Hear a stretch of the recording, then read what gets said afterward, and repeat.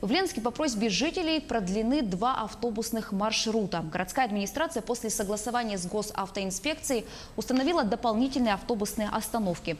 Маршрут номер 3, который ходит от центра города до микрорайона Северный, стал делать заезд до магазина «Дуплет». Здесь установлен новый автобусный павильон и лавочка для ожидания. Теперь ученики технологического техникума могут без проблем добраться до места учебы. Также продлен маршрут номер 5, заезжающий в микрорайон Ханайда. Микрорайон Ханайда по маршруту номер 5 также о продлении на 500 метров этого маршрута с установкой автобусных павильонов.